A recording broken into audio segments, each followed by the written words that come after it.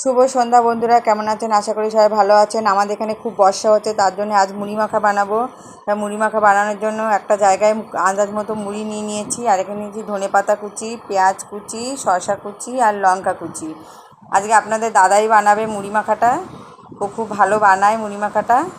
আর এই প্লেটের সমস্ত কাটা জিনিসগুলো মুড়ির ওপর দিয়ে দিল, তারপর দিয়ে দিল একটু বিট নুন, কেন শসাটা পেঁয়াজটা একটু পানসা হয়, তো ওর জন্য একটু বিট নুন দিয়ে দিলে ভালো লাগবে। একটু কাসুন্দি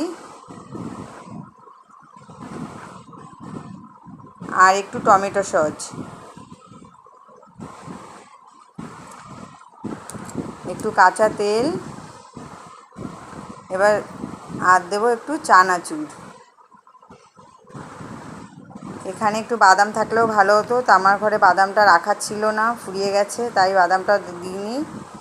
এইভাবে মুড়ি মাখা করলে দারুণ লাগে। তো আপনারা কে কে এইভাবে মুড়ি মাখা ভালোবাসেন আমাকে কমেন্ট করে জানাবেন। মুড়ি মাখাটা কিন্তু রেডি, আর তার সঙ্গে গরম গরম বেগুনিটা আমি ঘরেই বানিয়েছি। আমার ভিডিওটি আমি এখানে শেষ করছি, আবার দেখাবে অন্য কোনো ভিডিওতে। ততক্ষণ ভালো থাকবে।